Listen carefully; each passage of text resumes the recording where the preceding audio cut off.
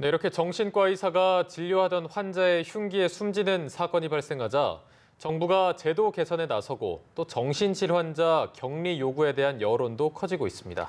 하지만 정작 의료 전문가들은 격리가 최선의 방법은 아니라는 반론을 내놓고 있습니다. 조성흠 기자입니다. 새해를 앞두고 벌어진 병원 내 의사 피살 사건에 시민들은 불안에 떨고 있습니다. 사건들은 우발적인 상황에서 일어나는 거기 때문에 저도 그런 상황에 없을 거라고 장담을 하지 못하잖아요. 그래서 그런 거 보면 일단 항상 무서운 생각이 먼저 들어서.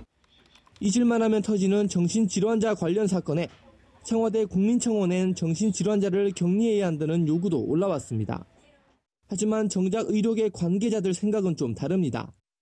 격리가 오히려 문제를 키울 수도 있다는 겁니다. 환자들이 격리되면 제대로 치료를 받지 못할 수도 있고 편견으로 사회에 제대로 적응하지 못하면 오히려 문제가 커질 수 있기 때문입니다. 정신질환자의 범죄율이 오히려 일반인보다 낮다는 통계도 있습니다.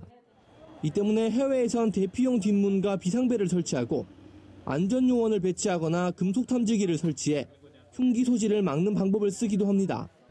하지만 병원 내 강력 범죄를 막으려면 무엇보다 병원에서 폭력은 절대 용납할 수 없다는 국민적 공감대가 필요하다는 지적이 나옵니다. 환자와 의사의 신뢰관계로 진료를 하는 거거든요. 근데 이런 부분에 대해서 보안요원이 옆에 있을 수 있는 것도 아니고요.